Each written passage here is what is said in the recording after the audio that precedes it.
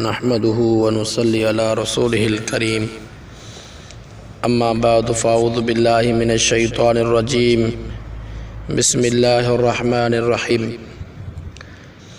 व बश्शिरिल्लज़ीना आमनू व अमिलुस्सालिहाति अन्न लहुम जन्नातिन तजरी मिन तहतिहल अन्हार कुल्लमा रुज़िक़ू मिन्हा मिन समरतिर रिज़्क़ा क़ालू हाज़ल्लज़ी रुज़िक़ना मिन क़ब्ल व उतू बिही मुतशाबिहा वलहुम फ़ीहा अज़वाजुम मुतहहरा वहुम फ़ीहा ख़ालिदून।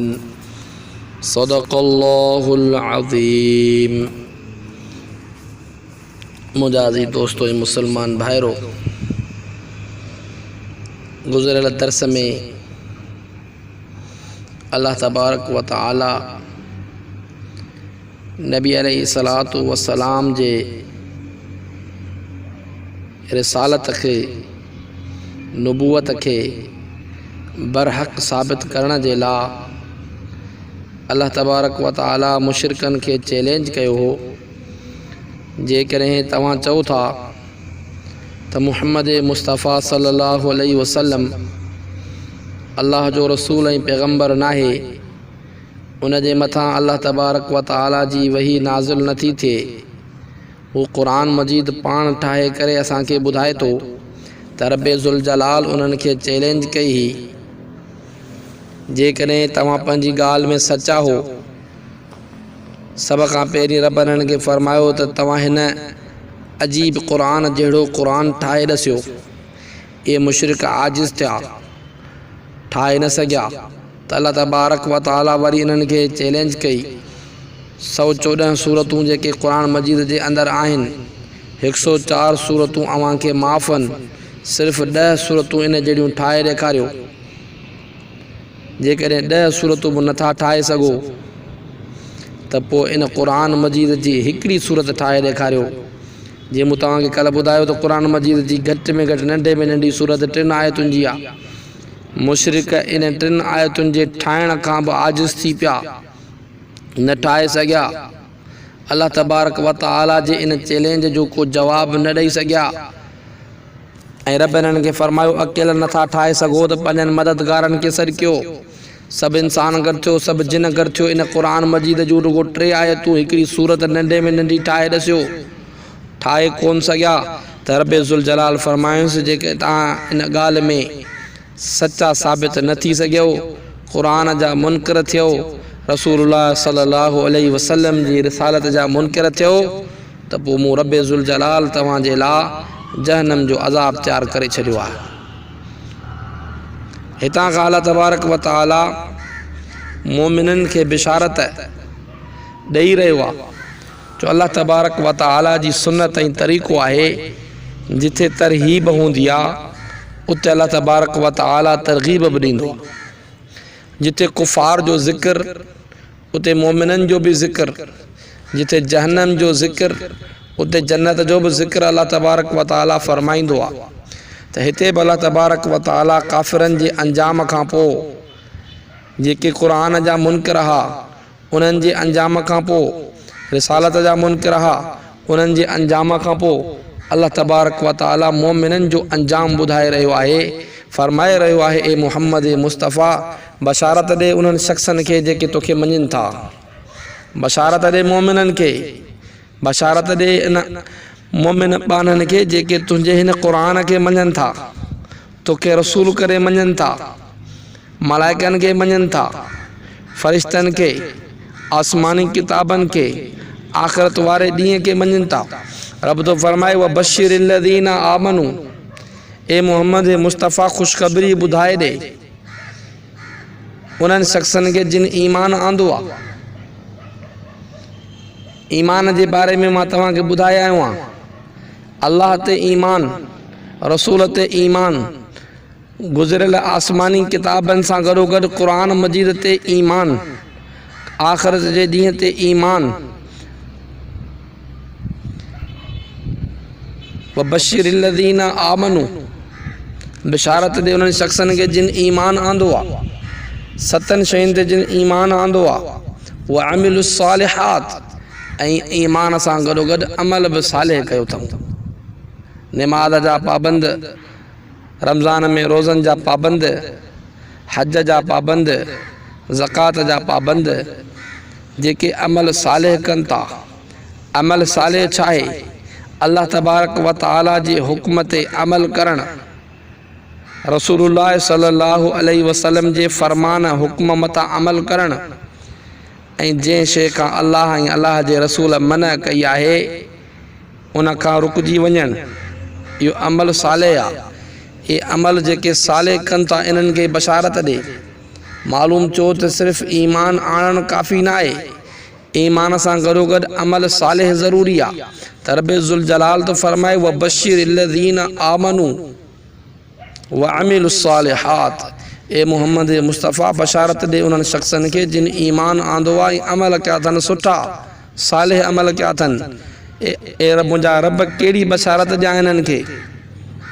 रब तो फरमाए इन्हनि खे बशारत ॾे त अन्न लहुम जन्नातिन, बेशक इन्हनि जे लाइ अल्लाह तबारक व तआला बाग़ तयारु कया आहिनि। जन्नत जी लुग़वी माना आहे बाग़, पर शरीयत जे इस्तिलाह में जन्नत उन जॻह जो नालो आहे जिथे राहत ई राहत आहे, परेशानीअ जो को नालो निशान कोन्हे, जिथे मौत कोन्हे, जिथे सुख ई सुख आहे, नेमतूं ई नेमतूं आहिनि, हमेशह वारियूं नेमतूं। दुनिया जे अंदरि नेमतूं मिलनि, नेमतुनि जे ज़ाइल थियण जो ख़तरो आहे, पर जन्नत उहा जॻह आहे जिथे नेमतूं मिलंदियूं रहंदियूं, वाधारो थींदो रहंदो, नेमत जे ज़वाल जो को ख़दशो कोन्हे, को डपु कोन्हे। त रब तो फरमाए इन्हनि खे बशारत ॾे जन्नत जी, जन्नतुनि जी, बाग़नि जी। कहिड़ा बाग़? अहिड़ा ख़ूबसूरत ऐं हसीन बाग़, तजरी मिन तहतिहल अनहार, जो उन्हनि जे हेठां नहरूं थियूं वहनि, मुख़्तलिफ़ क़िस्मनि जूं नहरूं, शराबन तहूरा जूं नहरूं, मिठे पाणीअ जूं नहरूं, माखीअ जूं नहरूं, ख़ालिस खीर जूं नहरूं, मुख़्तलिफ़ क़िस्मनि जूं उन जे हेठां नहरूं थियूं वहनि।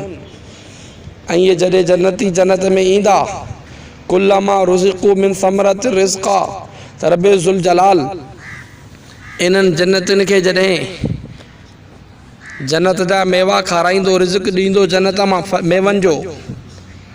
हदीस पाक में आयो आहे, पाण सगोरन सल्लल्लाहु अलैहि वसल्लम जन फरमायो, जन्नत जेको आहे इहो ख़ाली मैदान आहे, उन जन्नत जा दरख़्त ऐं वण ऐं फल ऐं फ्रूट कहिड़ा आहिनि? सुबहान अल्लाह वल्हम्दुलिल्लाह वला इलाहा इल्लल्लाह वल्लाहु अकबर वला हौला वला कुव्वत इल्ला बिल्लाह। इन्हनि सां क़ुरान मजीद जे अल्लाह तबारक व तआला फरमायो त इन पढ़ण सां, सुबहान अल्लाह जे चवण सां, जन्नत जे अंदरि जेके दरख़्त लॻा, उन्हनि दरख़्तनि जा मेवा, उन्हनि समर जा मेवा जेके इन्हनि खे अता कया वेंदा, कुल्लमा रुज़िक़ू मिनहा मिन समरत रिज़्क़ा, जॾहिं ॾिनो वेंदो रिज़्क़ इन्हनि मंझां जन्नतियुनि खे, क़ालू हाज़ल्लज़ी, चवंदा ही त उहो आहे रिज़्क़, ही उहे मेवा, ही फल फ्रूट उहे आहिनि जेके असांखे अॻु में ॾिना विया, रुज़िक़ना मिन क़ब्लो, अॻु में ॾिना विया हुआ। व उतू बिही मुतशाबिहन, ऐं ॾिना वेंदा इन्हनि खे हिकु जहिड़ा मिलंदड़ जुलंदड़, हिक ॿिए सां मुशाबे फल फ्रूट। त इहे शख़्स चवंदा ही जेके असांखे तव्हां फल फ्रूट ॾिना आहिनि, इहे असां त अॻु में बि खाधा आहिनि। उन्हनि जी सूरत ॾिसी करे ही भुलिजी पवंदा। इन जो मुफ़सरनि मतिलबु ही ॿुधायो आहे, दुनिया जा जेके फल ऐं फ्रूट आहिनि, उन्हनि जहिड़ी शक्ल ऐं सूरत ॾिसी करे चवंदा ही त असांखे अॻु में बि मिली चुका आहिनि, असां इहे अॻु ई खाई चुका आहियूं। पोइ जेॾी महिल जो उन फल ऐं फ्रूटनि खे खाईंदा, शक्ल त उन्हनि जी दुनिया जे फलनि ऐं फ्रूटनि वारी, जेॾी महिल जो खाईंदा त ज़ाइक़ो अजीब, अहिड़ो ज़ाइक़ो जेको हिननि जी ज़बान करे चखियो ई न हूंदो। कुल्लमा रुज़िक़ू मिनहा मिन समरत रिज़्क़ा क़ालू हाज़ल्लज़ी रुज़िक़ना मिन क़ब्लो, चवंदा ही त असांखे अॻु में ॾिना विया, आहिनि त उन्हनि फ्रूटनि जहिड़ा, पर ज़ाइक़ो उन्हनि फ्रूटनि खां वधीक हिननि जे अंदरि आहे। उन्हनि जे ज़ाइक़े में हिन जे ज़ाइक़े में ॾींहं राति जो फ़र्क़ु आहे। हिकिड़ो मतिलबु इहो ॿुधायो त मुफ़सरनि ॿियो मतिलबु हिन जो हीउ ॿुधायो आहे, जन्नत जे दुख़ूल खां पोइ पहिरें ॾींहुं फल फ्रूट खाधऊं, मज़ो अची वियो, वरी ॿिए ॾींहुं हिननि जे साम्हूं फल फ्रूट आया, ॾिठऊं त हिकलो के फलनि फ्रूटनि जहिड़ा आहिनि। चवंदा कालू हाज़ल लज़ी रुज़िक़ना मिन क़ब्लु, हीअ त असां कल्ह खाधा साॻा फल फ्रूट।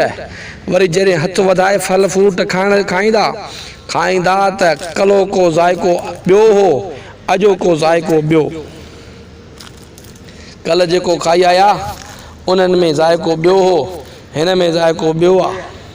ज़ाइक़े में इज़ाफ़ो, शइ साॻी हिकु जहिड़ी मिलंदड़ जुलंदड़, हर फल फ्रूट जो ज़ाइक़ो अॼु खाधऊं अॼु ॿियो, सुभाणे खाईंदा ॿियो, टे ॾींहं खाईंदा ॿियो, ज़ाइक़ा तब्दील, शइ साॻी।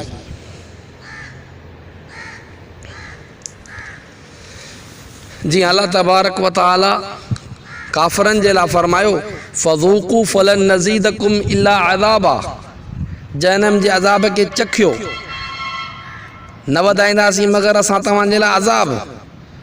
जहन्नम जे अंदरि ॾींहों ॾींहुं अज़ाब में इज़ाफ़ो, जन्नत में ॾींहों ॾींहुं नेमतुनि में इज़ाफ़ो, नेमतुनि जे ज़ाइक़नि में इज़ाफ़ो, फलनि फ्रूटनि खाधनि खुराक जे ज़ाइक़े में इज़ाफ़ो। त मुंहिंजा अज़ीज़ो हिन जो मतिलबु इहो आहे। उन खां पोइ अल्लाह तबारक व तआला फरमायो तो वलहुम फ़ीहा अज़वाजुम मुतहरा, जन्नत में सिर्फ़ु रुगो खाइण पीअण जा ठठ कोन हूंदा, खाइण पीअण सां गॾोगॾु रब्बे ज़ुल जलाल उन्हनि खे औरतूं जेके पाक ऐं साफ़ हूंदियूं, ज़ोज चइबो आहे जोड़े खे, मर्द जे लाइ बि इस्तेमालु थींदो आहे, औरत जे लाइ बि इस्तेमालु थींदो आहे। हिते हिन मां मुराद आहे औरतूं, पर औरतूं उहे जेके पाक साफ़, दुनिया जी औरतुनि जहिड़ियूं न, दुनिया जे औरतुनि खां वधीक पाक ऐं साफ़। दुनिया जी औरतुनि खे पेशाब जी ज़रूरत आहे, पाखाने जी ज़रूरत आहे, महीने जे अंदरि माहवारी अचे, खून अचे, निफ़ास अचे।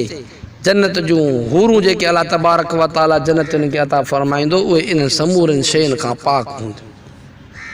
समूरियूं उहे औरतूं मुअत्तर हूंदियूं, मुतहर हूंदियूं। रब्बे ज़ुल जलाल इहो सिर्फ़ु ऐं सिर्फ़ु इनाम करे ॾींदो जन्नतुनि खे। वबश्शिरिल लज़ीना आमनू, ईमान वारनि खे बिशारत आहे या व अमिलुस सालिहात, अमल सालिह करण वारनि जे लाइ बिशारत आहे या। अल्लाह तबारक व तआला खां दुआ आहे, अल्लाह तबारक व तआला असांजे लाइ इहे बिशारतूं असांखे बि नसीब फ़रमाए, छो त असां बि ईमान आंदो आहे, असां बि मोमिन मुस्लमान बणिया आहियूं। अमल सालिह जे अंदरि अल्लाह तबारक व तआला असांजी जेका थोरी कमी कोताही आहे उहा दूर फ़रमाए, अमल सालिह जी असांखे तौफ़ीक़ ॾिए। बार बार असांजे अमल सालिह में अल्लाह तबारक व तआला असांजी नुसरत ऐं मदद फ़रमाए, अमल सालिह खे असां बजा लायूं। ईमान सां गॾु अमल सालिह ज़रूरी आहे।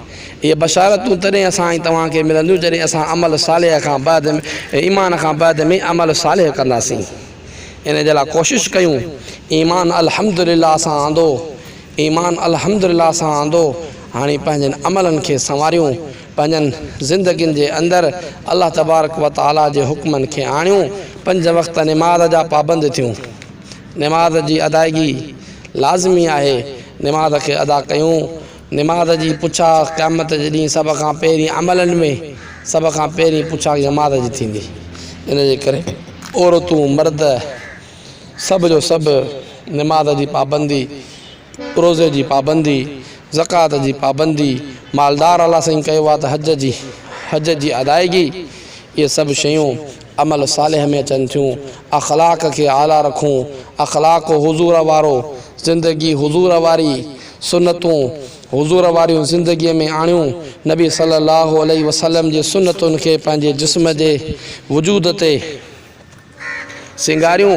इन सां ज़िंदगी सिंगारजंदी। व बशिरिल्लज़ीन आमनू व अमिलुस्सालिहात, इन में जेके बशारतूं आयूं आहिनि जन्नतुनि जूं, बाग़नि जूं, नेमतुनि जूं, फल ऐं फ्रूटनि जूं ऐं होरुनि जूं, अल्लाह तबारक व तआला उहे सभु जो सभु नेमतूं असांखे अता फ़रमाईंदो। अल्लाह साईं खां दुआ आहे अल्लाह तबारक व तआला हर मुस्लमान खे अमल सालिह जी तौफ़ीक़ अता फ़रमाए, कामिल ईमान अता फ़रमाए, ख़ात्मो बिल ख़ैर फ़रमाए, जन्नत में नेमतुनि सां नवाज़े। व आख़िरु दावाना अनिल हम्दुलिल्लाहि रब्बिल आलमीन।